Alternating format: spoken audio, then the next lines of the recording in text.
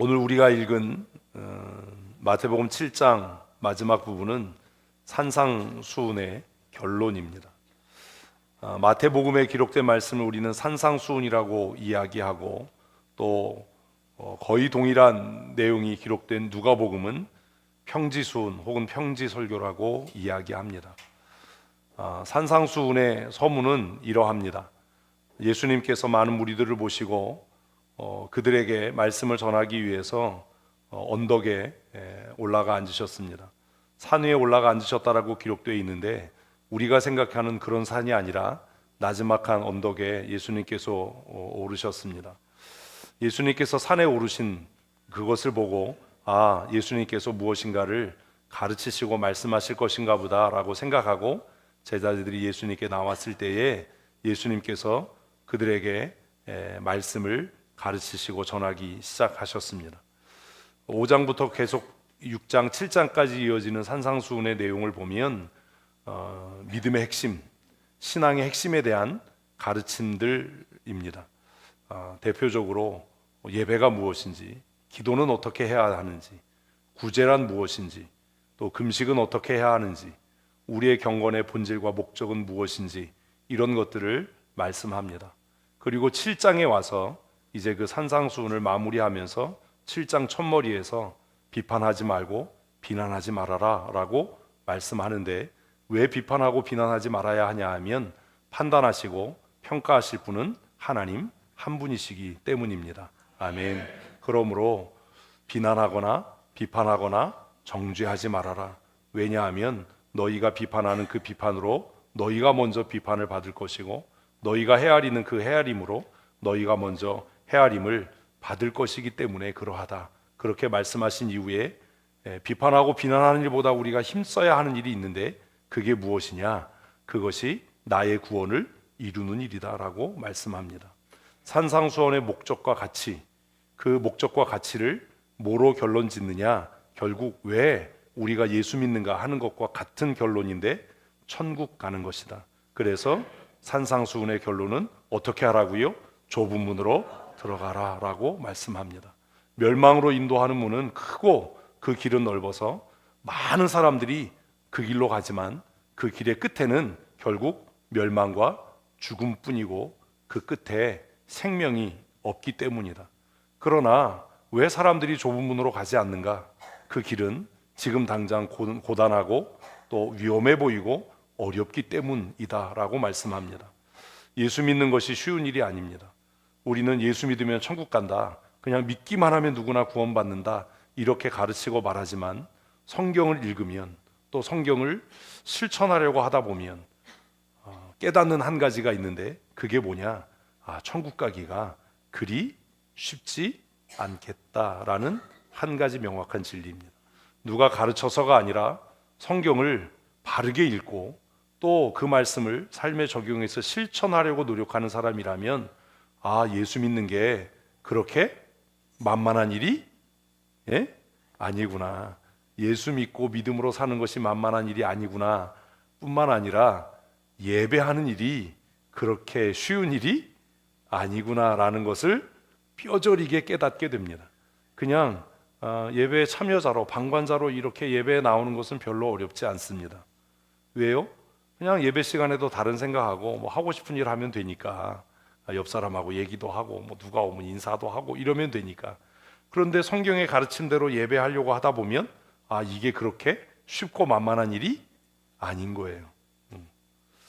민수기의 말씀을 묵상하면서 절기들을 선포하면서 뭐라고 말씀하시지요? 일하지 마라 라고 이야기해요. 아니 일하지 않으면 누가 먹을 거 주나? 일하지 않으면 어떻게 내 삶을 유지하지? 내 삶이 지금도 빈핍한데 아니 예배하기 위해서 삶의 노동을 그치고 오락을 그치고 기쁨을 추구하는 일을 멈추면 나는 무엇으로 기뻐지지? 어떻게 먹고 살지? 이런 고민이 생겨요. 그래서 예배하는 일도 이제는 그렇게 쉬운 일이 아니다라는 생각이 들 때가 있습니다. 목사이기 때문에 예배에 참여해야 할 때가 참 많습니다. 피곤하지요. 잠 못 자고 일상에 쫓기고 하다 보면 예배에 참여하는 일이 그렇게 쉬운 일이 아닙니다. 모이기만 하면 예배 시작하잖아요. 일단 예배를 하잖아요. 이모네를 해도 예배를 하고 어제 임직식을 해도 예배를 하고, 그런데 그 예배에 집중하고 말씀을 듣고 또 내가 전심으로 하나님을 찬양하고 높이는 일은 그리 쉬운 일이 아니라는 것을 깨닫게 됩니다. 그러나 그 일을 왜 힘써야 합니까? 14절 한번 읽습니다. 생명으로 인도하는 문은 좁고 길이 협착하여 찾는 이가 적음이라. 왜 힘든 신앙생활을 해야 하는가? 왜 어렵고 힘든데 예배에 집중해야 하고 전심으로 예배해야 하는가? 그곳에 뭐가 있기 때문에? 생명이 있기 때문인 줄로 믿습니다. 결국 내 영혼의 구원을 위해 그 일을 하는 겁니다. 누구를 위해서가 아니라, 누구 때문에 안 되고 누구 때문에 못하고가 아니라 내 구원을 위해서, 내가 하나님 나라 백성임을 우리 환희가 기도한 것처럼 날마다 고백하고 그것을 증명해가는 그 일이 믿음으로 사는 일입니다. 그런데 그 일이 쉽지 않습니다. 왜냐하면 이 세상에 이미 차고 넘칠 만큼 거짓 스승들이 많기 때문입니다. 거짓 목사들이 많고 거짓 장로들이 많고 거짓 권사와 거짓 집사들이 교회를 타락시키고 또 교회를 인본주의와 세속주의화로 이렇게 몰아가는 상황 속에서 우리가 누구의 가르침을 받고 따라야 할 것인가? 어떻게 분별해야 할 것인가? 그것에 대한 고민이 있잖아요. 왜냐하면 목사라고 다 옳은 거 아니잖아요. 목사도 사람인데 목사의 가르침이 다 하나님의 말씀이다라고 인정할 수도 없고, 안 하자니 그것도 뭔가 깨름직하고, 그러면 어떻게 할 거냐, 이 고민이 남는 거예요. 목사님이 시키는 대로 했어요. 나는 목사님의 말씀대로 따랐어요. 근데 죽어보니까 지옥이에요. 얼마나 억울해요. 응? 얼마나 억울하고 통탄할 일이에요. 그래서 예수님께서 뭐라고 이야기합니까? 같이 읽습니다. 거짓 선지자들을 삼가하라. 양의 옷을 입고 너희에게 나오나 속에는 누략질하는 일이라. 얼마나 많은 거짓 선지자들이 있습니까? 얼마나 많은 사이비 종교와 이단들이 있습니까? 교회 안에 얼마나 넘쳐나는 거짓 지도자들이 있습니까? 그들은 다 입으로는 하나님의 영광을 이야기합니다. 아멘 합니다. 할렐루야 합니다. 그런데 이게 정말 참되고 진실한 것인가? 그런 고민이 남게 되지요. 그래서 그 고민을 하는 성도들을 향해 예수님께서도 그 고민을 이해하신 것처럼 거짓 선지자들을 조심해야 한다. 그들은 양의 옷을 입고 하나님의 종이라고 하는, 목사라고 하는, 장로와 권사와 집사라고 하는, 교회 지도자요 교단의 지도자라고 하는 옷을 입고 있지만 그 속에는 뭐가 있다고요? 죽이고 삼키고 노략질하는 이리가 있어서 그를 따르는 자는 반드시 파멸에 이르게 될 것이다 라고 경계합니다. 그러면 어떻게 해야 될 것인가? 그것에 대해서 예수님께서 이렇게 말씀하셨습니다. 함께 읽습니다. 그들의 열매로 그들을 알지니 가시나무에서 포도를 또는 엉겅퀴에서 무화과를 따겠느냐. 이와 같이 좋은 나무마다 아름다운 열매를 맺고 못된 나무가 나쁜 열매를 맺나니. 뭘 보고 알라고요? 열매요. 열매를 보고 알아라. 그래서 7장의 내용을 보면 그 사람이 비방하고 정죄하는 사람인가, 그가 자신이 가르친 대로 사는 사람인가 살지 않는 사람인가, 성경의 가치를 따라 실천하는가 실천하지 않는가, 무엇을 보고? 열매를 보고. 그 열매가 뭐지요?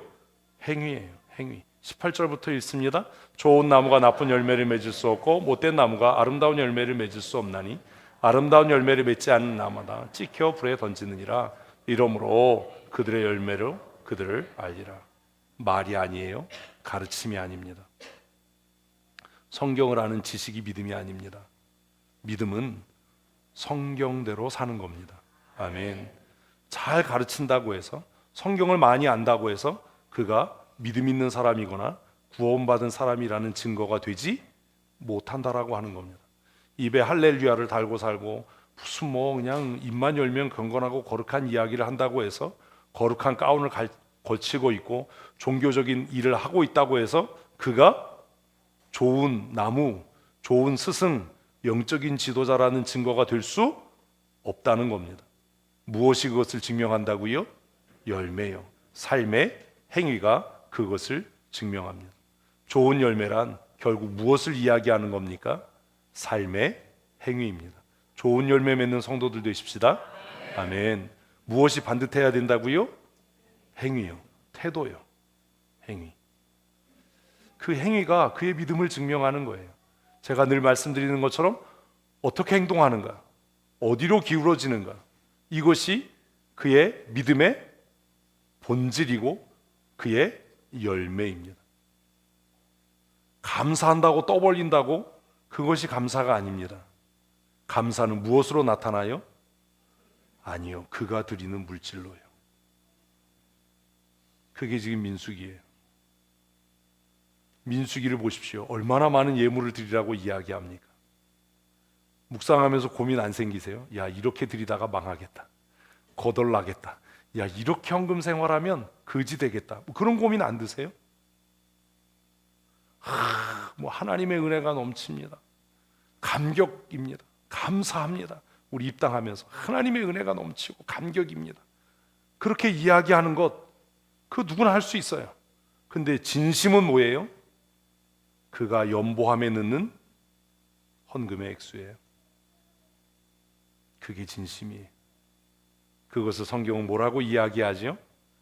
내 물질이 있는 곳에 내 마음이 있다. 축나지 않을 정도로, 삶이 흔들리지 않을 정도로, 체면치레할 정도로 우리는 말에 속아요. 우리는 겉으로 나타나는 것에 속아요. 감격한 것 같고, 은혜가 충만한 것 같고. 좋은 열매란 그의 행위로 나타나는 거예요. 여러분, 정말 감사할 일 있으면 그 감사하는 마음을 어디에 담아? 물질에 담아. 그래서 제가 선물보다 뭐가 중요하다? 그거 물질이 아니고 봉투가 중요하다. 그게 진짜고 정말이에요. 그게 진심이에요. 좋은 열매는 도대체 무엇인가? 입당을 하면서 우리 감사합시다. 우리 사실 그런 얘기 할 필요도 없잖아요. 내가 정말 감사하면, 내가 정말 하나님의 은혜라고 생각하면 내가 모든 힘을 다해서 내 행위로, 내 삶으로 그것을 증명하면 되는 것 아닙니까? 좋은 열매, 그것은 우리의 삶의 태도이고 행위입니다. 그러면 어떻게 좋은 열매를 맺을 수 있겠습니까? 좋은 나무가 되어야 합니다. 좋은 나무. 나쁜 나무는 좋은 열매를 맺을 수 없어요. 아무리 은혜를 얘기하고 감사를 얘기하고 감격을 얘기해도 나중에 보면 에게 겨우 이렇게 돼버리면 그는 좋은 나무는 아닌 겁니다. 좋은 열매를 맺고 있지 않는 겁니다. 어휴, 부담되겠는데, 야, 이렇게 드리고도 괜찮겠나? 삶이, 야, 이러고도 이쯤 돼야 뭔 거예요? 이제 찔리시나요? 좋은 나무, 좋은 열매 맺는 겁니다. 그러면 왜 좋은 열매 맺어야 합니까? 대충 하면 안 되나요? 왜 그러지요? 본문은 명확하게 이야기합니다. 좋은 열매를 맺지 않으면 하나님 나라에 갈 수 없다. 하나님 나라에 갈 수 없다면 뭐하러 예수 믿습니까? 하나님 나라에 갈 수 없다면 신앙생활하는 이유가 어디에 있겠습니까? 21절 같이 읽습니다. 나더러 주여 주여 하는 자마다 다 천국에 들어갈 것이 아니요. 하나님의 은혜가 넘칩니다. 감사합니다. 감격입니다. 라고 이야기한다고 그 감사와 그 감격과 그 영광과 찬송을 하나님이 받으시는 것이 아니다. 정말 감사하거든. 무엇으로? 하나님 앞에 힘써 드림으로 내 감사를 증명해야 한다. 이스라엘 백성들이 전쟁에서 돌아와서 전리품을 나누었습니다. 큐티하셨지요? 하나님께 드릴 예물들을 모두 드렸습니다. 그런데 군대 장관들이 다시 나옵니다. 뭐라고 이야기합니까? 우리 중에 한 사람도 상하지 않았습니다. 그 은혜가 너무 감사해서 우리가 주께 예물을 드립니다. 이게 진짜 감사해요. 입으로 감사하고 감격하고 마음이 그냥 울컥해서 눈물 흘리고, 이게 좋은 나무 좋은 열매가 아니라 무엇으로 나타나는 것? 행동으로 나타나는 것. 왜 그래야 하는가? 좋은 열매 맺어야 하나님 나라 갈 수 있기 때문입니다. 사랑하는 성도 여러분, 천국 가도록 신앙생활 하십시다. 어떻게 좋은 열매를 맺을 수 있다고요? 좋은 나무가 돼야 돼요. 옆에 분에게 하십시다. 좋은 나무 되십시다. 근데 제가 한 가지 비극스러운 얘기를 말씀드릴까요? 우리는 결코 좋은 나무가 될 수 없습니다. 왜요? 우리의 뿌리는 죄예요. 그것을 교리적으로 원죄라고 이야기합니다. 모든 사람의 뿌리는 뭐라고요? 죄예요. 죄의 뿌리를 가지고 있어서 좋은 나무가 되지 못합니다.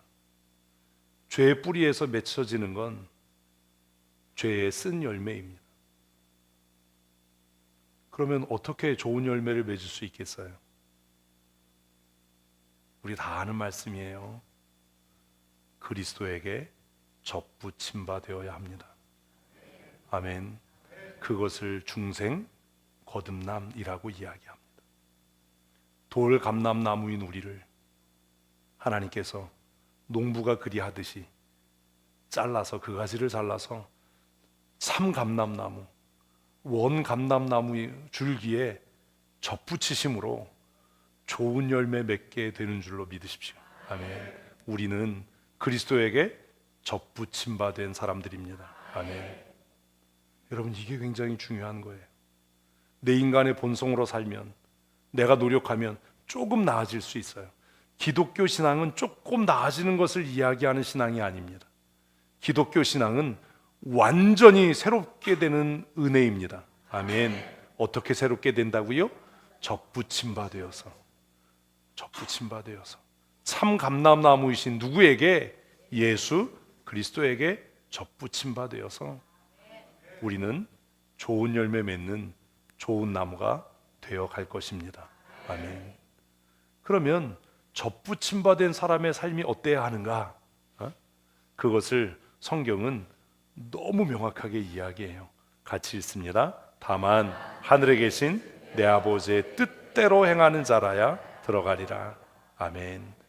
그리스도에게 접붙임 바 된 사람의 삶의 방식은 뭐라고요? 아버지의 뜻대로 행하는 거예요. 내 뜻대로, 내 방식대로, 세상의 방법대로가 아니라. 그리스도께 접붙임 받지 못한 사람들은 늘 세상 사람들의 방식을 이야기합니다. 아, 다 그렇게 살아. 모든 사람이 그렇게 살아. 이건 이렇게 해야 되는 거야. 사회에서 이래, 직장에서 이래. 그러나 예수 그리스도께 접붙임 바 되어서 그리스도로 말미암아 변화된 사람들은 무엇을 생각한다고요? 하나님의 뜻. 이것이 하나님의 뜻인가? 이렇게 사는 것이, 이렇게 말하는 것이, 이렇게 행동하는 것이 하나님의 뜻인가? 마음이 상할 때가 있어요. 낙심할 때가 있어요. 교회 오기 싫을 때 있잖아요. 없으세요? 저는 저보다 믿음이 좋으신가 봐요. 저는 교회 오기 싫을 때가 많아요. 교회 오기 싫을 때가 있거든요. 기도하기 싫을 때가 있어요. 성경 읽기 싫을 때가 있어요. 왜 그런지 아세요? 여러분이 생각하는 거랑은 좀 달라요. 교회 오면, 기도하면, 성경 읽으면 내가 회개할 걸 알거든요. 난 그게 싫은 거예요. 회개 안 하고 싶을 때가 있어요. 그냥 이런 얘기하면 내 본전이 다 드러나는데, 그냥 회개 안 하고 내 고집대로 하고 싶을 때가 있어요. 예배 자리에 나오면, 찬송하면, 성경 읽으면, 기도하면 분명히 내가 뭐 할 걸 알아서, 회개할 걸 알아서. 그래서 이렇게 생각해 보면 아, 참 요나하고 내가 비슷하구나. 요나가 왜 안 가려고 그랬어요? 분명히 내가 말씀 전하면 그 인간들이 회개할 거다. 그러면 하나님이 용서할 거고 나는 그 꼴을 보기가 싫다. 이거였잖아요. 제가 교회 오기 싫은, 가끔 오기 싫은 이유가 뭐냐면 내가 교회 가면, 서재에 가면, 찬송하면, 기도하면, 또 어쩔 수 없어서 성경 펴서 읽으면 내가 또 회개할 텐데, 때로는 내 고집대로 좀 버텼으면 좋겠는데, 그래서 그게 싫은 거예요. 여러분이 생각하는 거랑은 좀 다르지요? 응? 그럴 때 마음에 드는 생각이 있어요. 그 생각이 뭔지 아세요? 야, 그게 하나님의 뜻이겠냐? 그거예요. 그게 하나님이 원하시는 거겠냐? 그러면 또 투덜거리면서 뭐 해요? 교회 와요. 서재로 가요. 성경을 읽어요. 또 기도를 하고 또 회개를 해요. 무엇 때문에요? 그것이 하나님의 뜻이라는 것을 내 양심이 나에게 말하기 때문이에요. 너 그렇게 사는 게 네 자존심 세우고 네 체면 세우는 일일지는 모르지만 너 그게 정말 하나님의 뜻이라고 생각하냐? 그런 마음을 주시는 것이 내가 그리스도께 접붙임 바 된 증거입니다. 그런 마음이 안 드시나 봐요. 하나님께서 여러분에게 그런 마음 주셨으면 좋겠습니다. 누군가를 지독하게 미워하다가도 내가 이러는 것이 하나님의 뜻이 아닐 텐데, 내가 이러면 안 되는데 라고 깨달아지는 것, 그것이 내가 그리스도로 말미암아 거듭나고 예수께 접붙임 바 된 증거인 줄로 믿으십시오. 그 신앙의 양심이 나를 누구의 뜻대로? 아버지의 뜻대로 살게 합니다. 아버지의 뜻대로. 누가 천국 갑니까? 아버지의 뜻을 따라 행하는 자라야 들어갑니다. 때로 제가 여러분들을 보면서 안타까운 이유가 뭐냐 하면 저렇게 말하고 저렇게 행동하는 게 하나님의 뜻이 아닐 텐데, 자기 자신도 알 텐데 왜 그것을 꺾고 이기지 못하는가? 그래서 안타까운 거예요. 사랑하는 성도 여러분, 입으로만 주여 주여 하는 자가 되지 마십시다. 행함과 진실함으로 하나님 아버지의 뜻을 따라 살아가는 믿음의 사람들이 되시기를 축복합니다. 왜냐하면 우리가 계획하지 않아도, 우리가 뜻하지 않아도 그날은 옵니다. 같이 읽습니다. 그날에 많은 사람이 나더러 이르되 주여 주여 우리가 주의 이름으로 선지자 노릇하며 주의 이름으로 귀신을 쫓아내며 주의 이름으로 많은 권능을 행하지 아니하였느니니. 언제요? 그날에요. 언제요? 그날에요. 아니, 대답을 안 했어요. 언제요? 그날에요. 그날이 와요. 그날, 여러분이 이 세상 떠나는 날, 그날이 와요. 여러분 이걸 두려워할 수 있어야 돼요. 내가 계획하지 않아도, 내가 뜻하지 않아도 언제가 와요? 그날이 와요. 한번 하십시다. 내 죽음의 날이 내가 뜻하지 않은 때 찾아옵니다. 예수님의 재림이 내가 원하지 않은 때 일어납니다. 아멘. 주일학교 때 우리 찬송했잖아요. 예수님 맞을 준비된. 너 예수님 맞을 준비됐냐? 너 지금 죽어도 천국 갈 확신이 있냐? 지금 예수님 오셔도 내가 주님 뜻대로 살았습니다라고 고백할 수 있겠냐? 그날에, 우리의 죽음의 날에, 예수님의 재림의 날에 많은 사람이 와서 뭐라고 얘기한대요? 뭐라고 얘기한대요? 이랬다는 거예요. 우리가 주의 이름으로 목사 노릇했습니다. 주의 이름으로 우리가 진장 노릇했습니다. 팀장으로 일했습니다. 주일학교 교사 노릇했습니다. 내가 장로 노릇했습니다. 내가 권사 노릇하고 집사 노릇했습니다. 우리가 주의 이름으로 귀신을 쫓아내고 우리가 주의 이름으로 많은 권능을 행했습니다. 저 같으면 그러겠죠. 하나님께서 은혜 주셔서 내가 GMS 부이사장 했습니다. 강원노회 노회장도 했습니다. 내가 이런저런 일 했습니다. 그런데 주님은 뭐라고요? 뭐래요? 같이 읽습니다. 그때 내가 그들에게 밝히 말하되 내가 너희를 도무지 알지 못하니 불법을 행하는 자들아 내게서 떠나가라.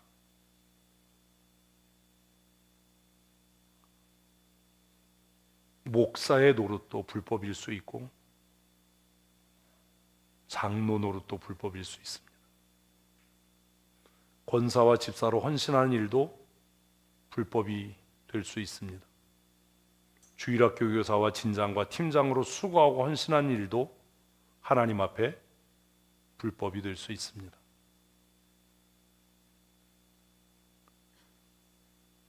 많은 분들이 저에게 그렇게 이야기합니다. 목사님, 더 일하셔야죠. 더 하셔야죠. 제가 그런 얘기 하거든요. 왜? 뭐 때문에? 그게 나에게 명예가 되고 내 자신을 드러내는 일이 될지는 모르지만 그 일이 정말 하나님이 원하시는 일인지는 나는 잘 모르겠다. 목사라고 해서 다 천국 가는 거 아닙니다. 장로라고 해서 다 천국 가는 거 아닙니다. 원로 목사가 된다고 해서 천국 가는 것 아닙니다. 중요한 것은 그가 목사냐 장로냐가 아니라 그가 누구의 뜻대로, 크게요, 누구의 뜻대로? 하나님의 뜻대로. 아버지는 그 아버지가 김일성 아버지인지 누구의 뜻대로? 하나님의 뜻대로. 여러분, 이 시간 여러분 자신의 양심에게 물으십시오. 지금 내가 하고 있는 일이 누구의 뜻대로인가? 물어보십시오. 그리고 답하십시오. 내가 정말 하나님 아버지의 뜻대로 하고 있는가?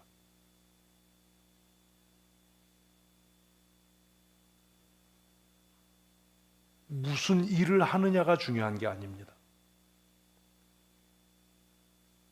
하나님 앞에 어떤 사람이냐가 중요합니다. 아무 일 하지 않으셔도 됩니다. 여러분 자신을 증명하려고 애쓰지 마십시오.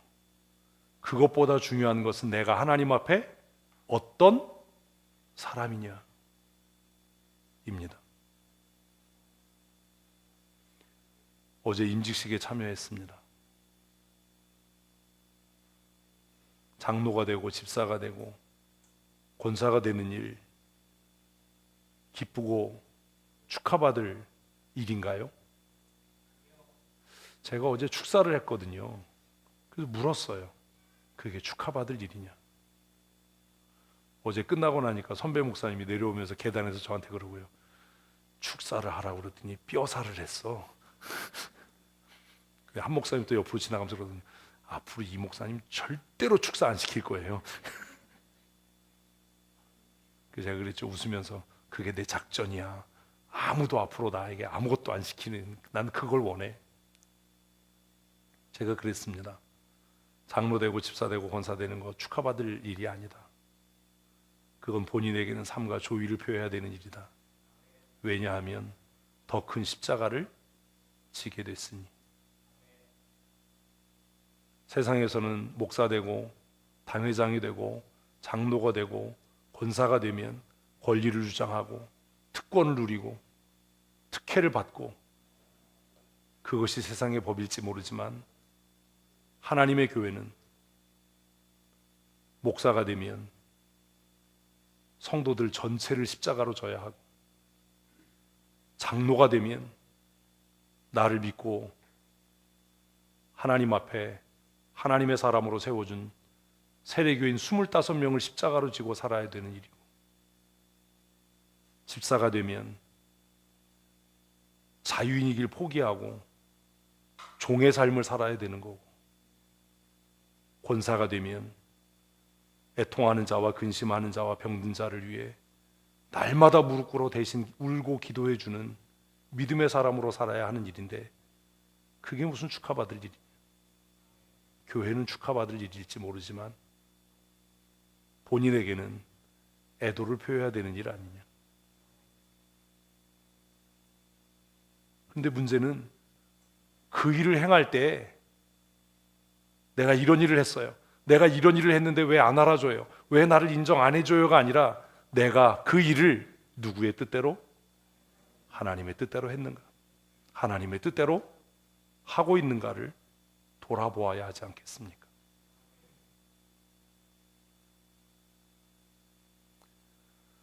사랑하는 성도 여러분, 일을 하기 위해 일하는 사람이 되지 마십시다.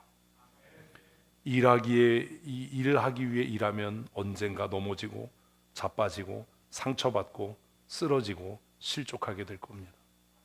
그러나 하나님의 뜻이 무엇인지 추구하고 간구하는 삶을 살면 날마다 승리하는 삶을 살게 하실 줄로 믿습니다. 우리의 인생은요, 우리가 원하지 않는 일이 너무 많이 일어납니다. 계획하지 않은 일들이 계획한 일보다 더 많이 일어납니다. 여행하면서 부산을 갔습니다. 해운대 바닷가 옆이잖아요. 2030년 엑스포를 준비하면서 엄청나게 높은 건물들을 짓고 있더라고요. 해운대가 많이 변했네. 옛날 해운대가 아니네. 그런 생각이 드는 거죠. 태풍 불어도 저거 괜찮나? 안 넘어갈까? 뭐 지하 주차장에 물 찼다, 뭐 이런 얘기 많이 들었잖아요. 야, 저 건물 안 넘어지나? 바닷가라서 기초가 연약할 텐데 괜찮나? 건물 지을 때 그 사람들 어떻게 하겠어요? 건물의 기초를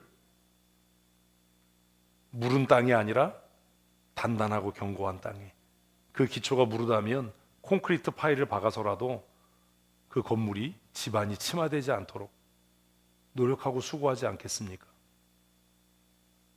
우리 모두는 인생의 집을 짓고 있는 사람 아닙니까?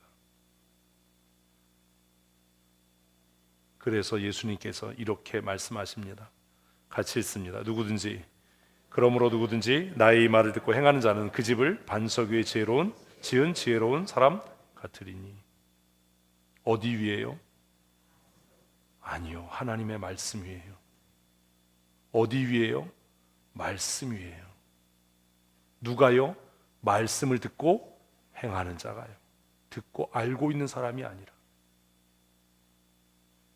듣고 행하는 자가요. 여러분은 여러분의 인생을 어디 위에 세우셨습니까?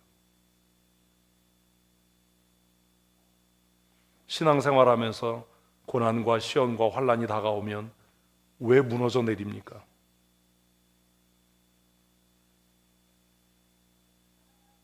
별것도 아닌 사소한 일 때문에 왜 하나님과의 관계가 깨어져 갑니까?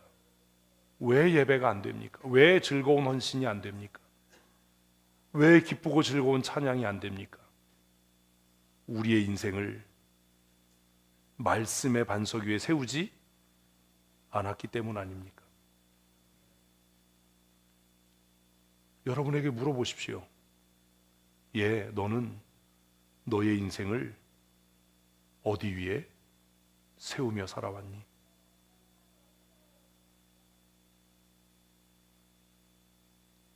예수님께서 우리에게 말씀합니다.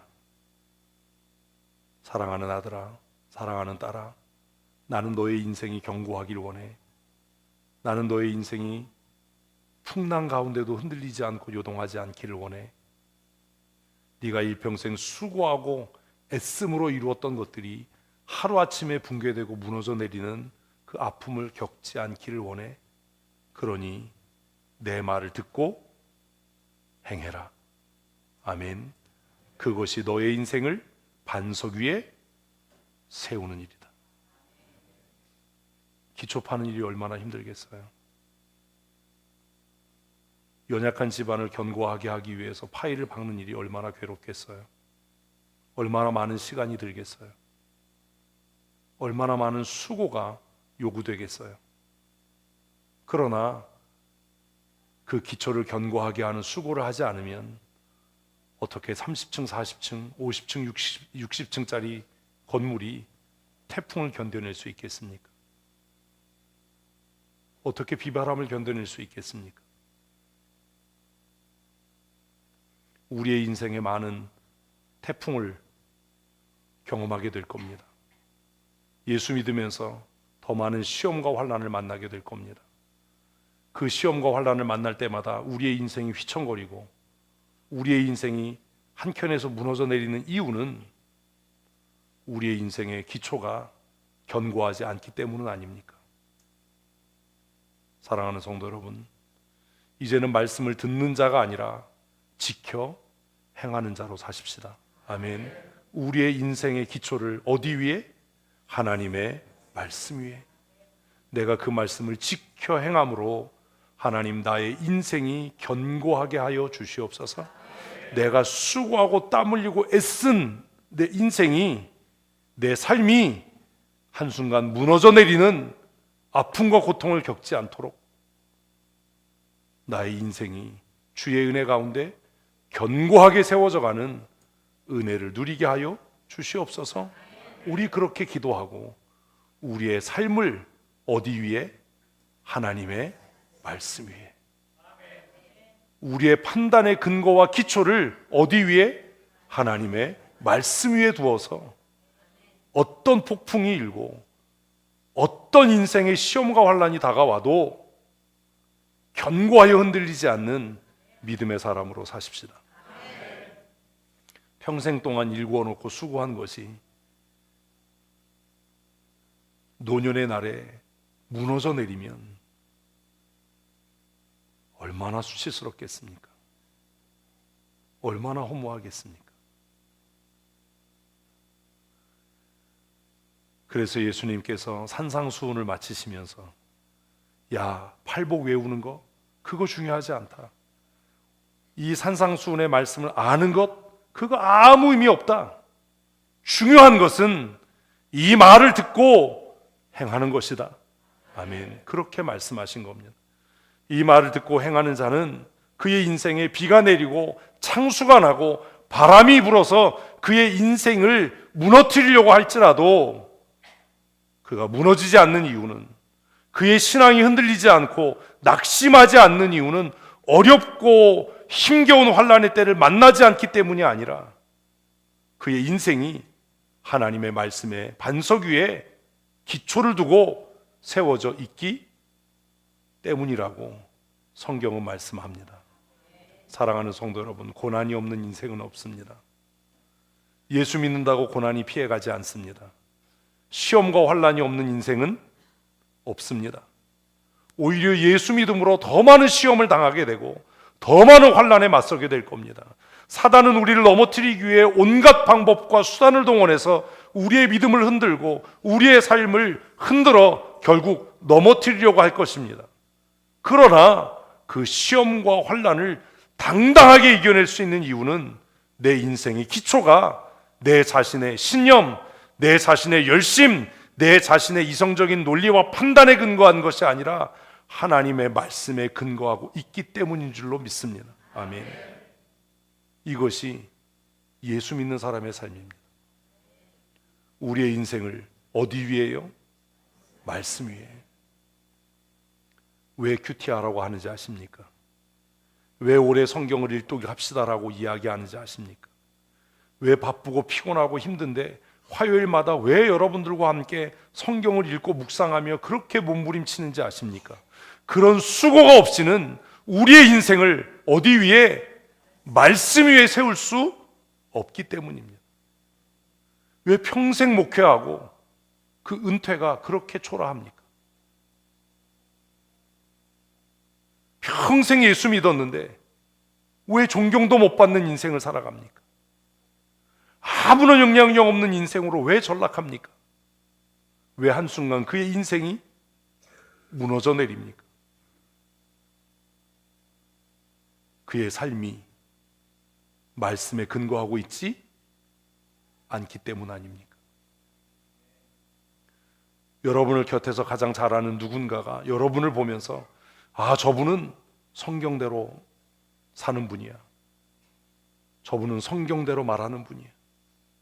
저분은 지금 당장 손해가 되더라도 하나님의 말씀을 따라 사는 분이야 라고 인정하는 사람이 있습니까?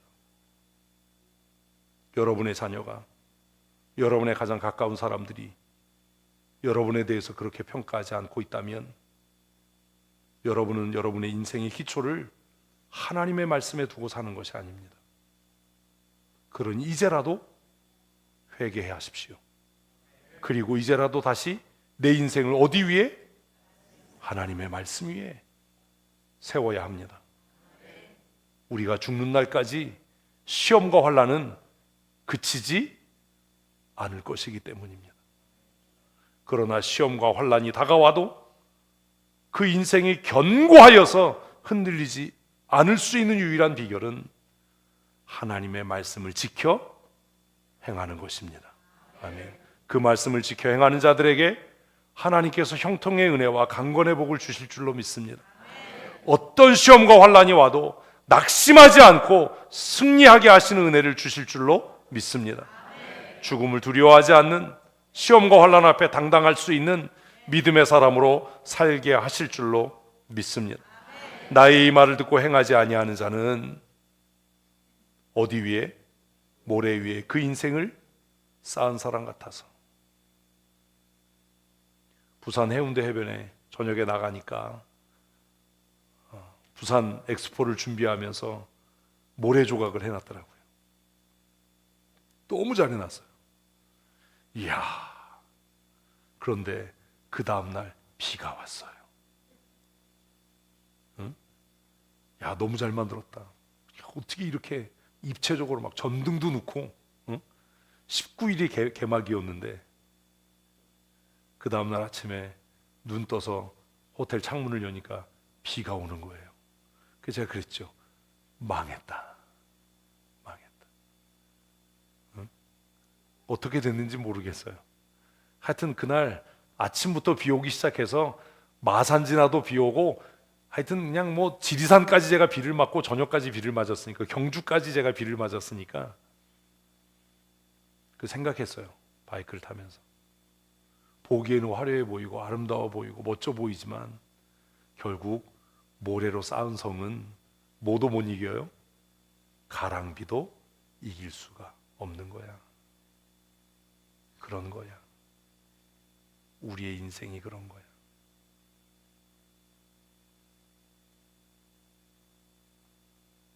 여러분의 인생은 견고하십니까? 하나님이 이 시험을 내게서 피하게 해주십시오가 아니라 와라. 내가 넉넉히 감당할 수 있다. 감당할 뿐만 아니라 승리한다. 아멘. 그런 믿음이 있으십니까? 하나님의 말씀을 듣고도 지켜 행하지 않는 자는 그 인생을 모래 위에 세운 자 같아서 작은 비바람에도 무너져 내리게 될 겁니다. 다른 사람의 평가, 판단에 흔들리게 될 겁니다.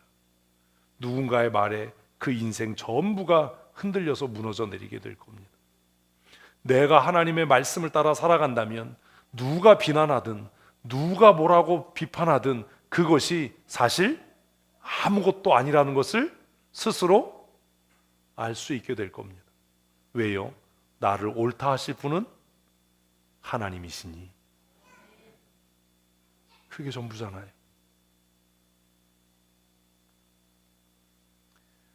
비가 내리고 창수가 나고 바람이 불어 그 집에 무너지면, 부딪히면 그 인생이 한순간 무너져 내리지 않겠습니까? 우리의 인생의 노년이,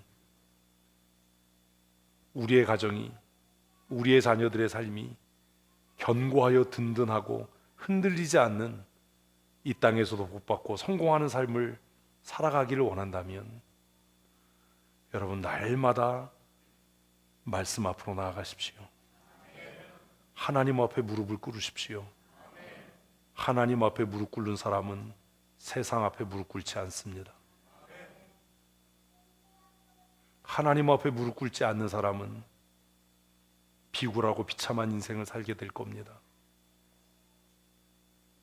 다가오는 시험과 환난에 무릎 꿇게 될 테니까요.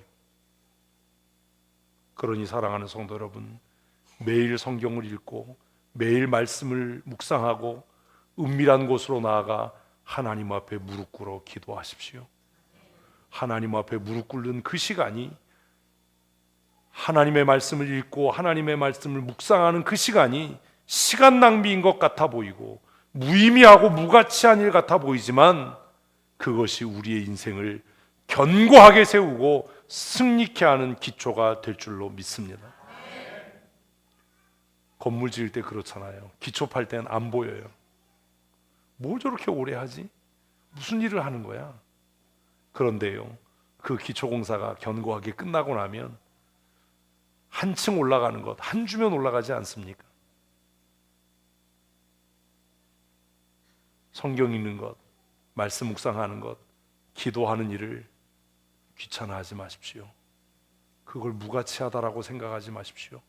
바쁜데 언제 성경 읽을 시간이 있고, 바쁜데 언제 말씀 묵상할 시간이 있고, 바쁜데 무슨 기도냐? 망합니다. 무너져 내릴 겁니다. 인생에 비가 내리고 풍랑을 만나면 그 인생은 반드시 파괴될 겁니다. 그러나 바빠서 기도합니다. 분주해서 말씀을 묵상합니다. 내가 내 삶의 가장 귀한 시간을 바쳐 하나님 앞에 무릎 꿇어 기도합니다. 이렇게 살아가는 사람의 삶은 마침내 견고하여 승리케 될 것입니다. 나이를 먹어갈수록 존경받는 인생을 살게 될 겁니다. 나이가 들어갈수록 사랑받고 인정받는 삶을 하나님께서 살게 하실 줄로 믿습니다. 사랑하는 성도 여러분, 우리의 아이들의 인생은 어디에 기초하고 있습니까? 왜 주일학교 교사들이 성경 읽어야 하는지 아십니까? 성경 읽지 않고 성경을 묵상하지 않고 하나님 앞에 무릎 꿇어 기도하지 않는 교사가 어떻게 아이들의 인생을 반석 위에 세워갈 수 있겠습니까? 아이들을 데리고 간식을 먹고 놀아주고 재밌는 이야기 들려주는 것이 그 아이들의 삶을 어떻게 견고하게 할 거라고 장담할 수 있습니까? 세상의 학문과 교육이 그 아이들의 인생을 든든하게 붙잡고 세울 것이라고 누가 보장할 수 있습니까? 진장이신 여러분, 왜 기도해야 하는지 아십니까? 왜 여러분들이 매일 성경을 읽고 왜 안 되는 큐티를 매일 해야 하고 말씀을 붙잡고 고민해야 하는지 아십니까? 내 인생도 내가 반석 위에 세우지 못하는데 하나님께서 나에게 맡기신 귀한 약물이들, 온 천하보다 귀한 한 생명, 한 영혼을 어떻게 그 인생을 반석 위에 세워갈 수 있겠습니까?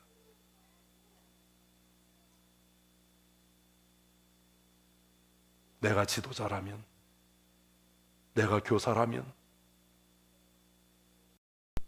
내 인생을 먼저 말씀의 반석 위에 세우고 또 누군가의 인생을 그렇게 하나님의 말씀의 반석 위에 세우기 위해 날마다 말씀을 붙잡고 고민하고, 내가 이렇게 말해도 되는지, 내가 이렇게 행동해도 되는지, 내가 이런 태도로 살아도 되는지를 하나님의 말씀에 비추어 고민해야 나를 보고 자라가는 우리 아이들이, 나를 보고 자라가는 우리의 주일학교 어린 아이들이, 나를 보고 신앙의 본을 삼는 우리 교회 청년들과 우리 교회 성도들이 그들의 인생을 하나님의 말씀의 반석 위에 세우지 않겠습니까? 목사님이 저렇게 사니 나도 그렇게 해야 되겠다. 우리 장로님이 저렇게 말씀하시고 저렇게 행동하니 나도 그렇게 해야 되겠다라고 고민하지 않겠습니까?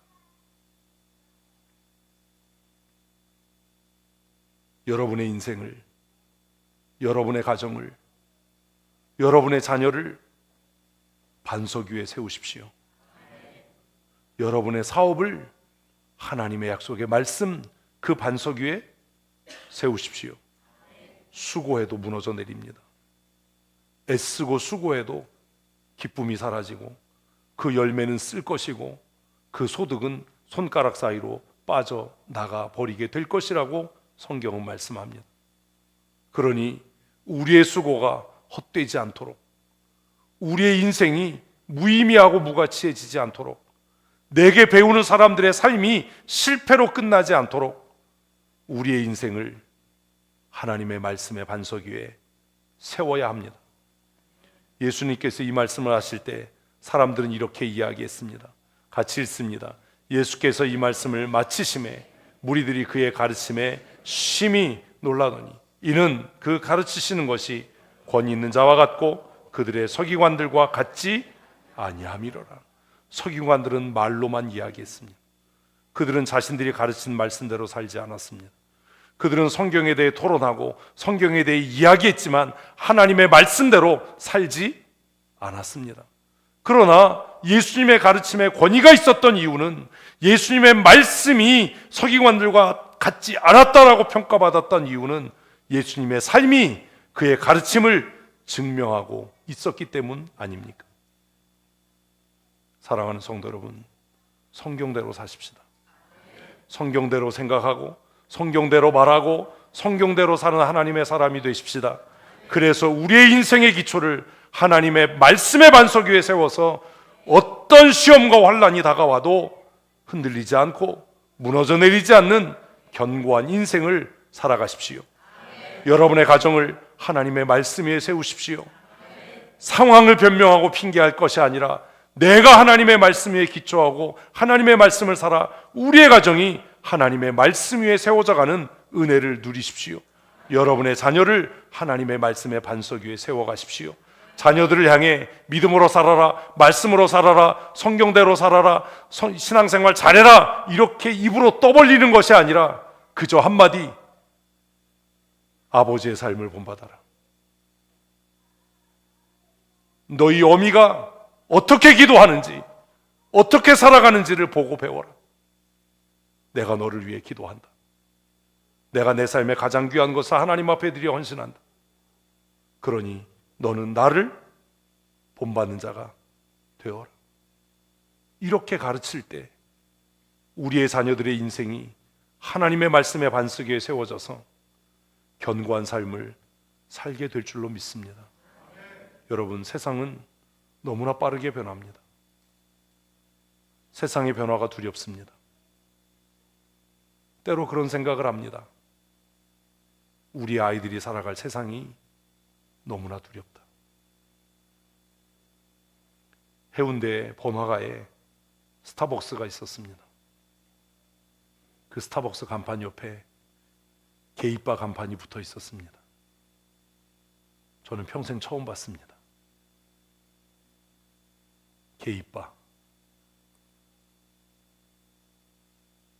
이게 뭐지?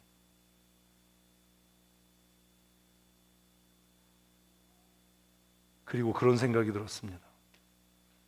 이런 세상을 살아갈 우리 아이들이 얼마나 힘겨운 삶을 살게 될까? 이 아이들의 인생이 하나님의 말씀에 근거하고 기초하지 않는다면 얼마나 흔들리는, 방황하는 인생을 살게 될까?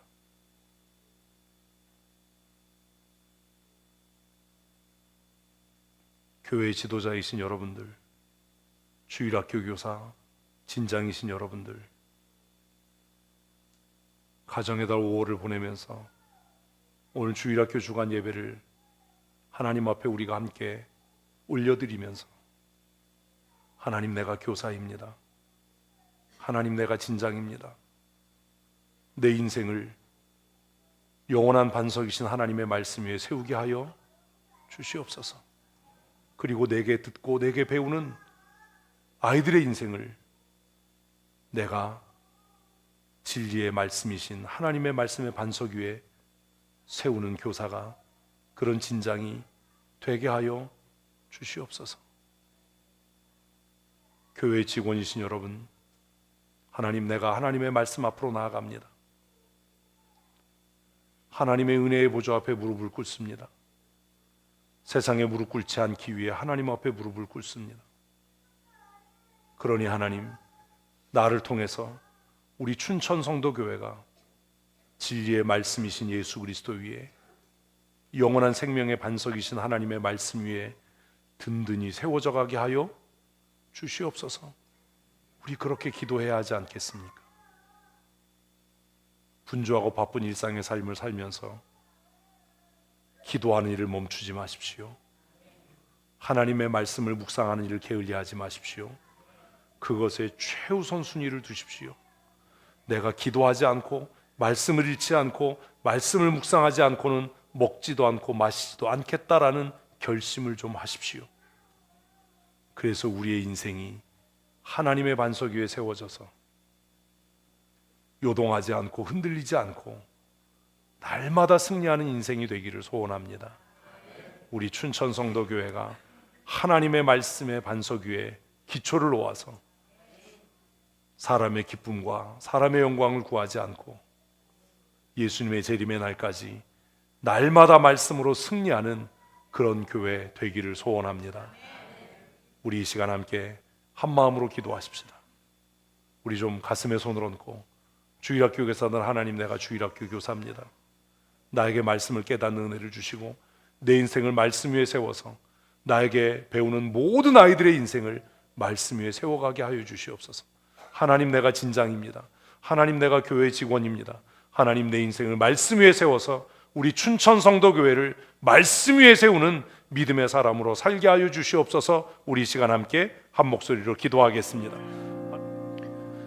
우리의 생명의 반석 되신 우리 구주 예수 그리스도의 크신 은혜와 독생하신 아들 예수 그리스도를 우리를 위하여 이 땅에 보내시고 그 보혈의 피로 우리를 값주고 사셔서 하나님의 자녀 되게 하시며 천국 소망하며 반석 위에 기초를 놓고 날마다 승리하는 삶을 살게 하시는 아버지 하나님의 크고 놀라우신 사랑하심과 지금도 우리 가운데 임재하시고 교통하시며 충만케 하심으로 하나님의 뜻을 깨달아 알게 하시고 우리 안에서 고민하게 하시고 거룩한 성령의 역사하심을 따라 말씀 따라 승리하는 삶 살아가게 하시는 성령 하나님의 강권적인 은혜와 충만케 하시며 풍성케 하시는 역사하심이 오늘 주 앞에 나와 하나님 앞에 기쁨으로 예배하며 우리의 인생의 기초를 반석 위에 두고 우리의 가정을 반석 위에 세워가며 우리의 사랑하는 자녀들을 하나님의 말씀의 반석 위에 세워가기로 다짐하고 승리하는 삶 살아가며 날마다 하나님을 영화롭게 하는 삶 살아가기로 마음에 굳게 결심하고 선택하는 사랑하는 성도들 머리머리 위에와 그들의 자녀들과 출입하며 경영하는 일터와 사업장 위에 영원토록 함께 있을지어다. 아멘. 아멘.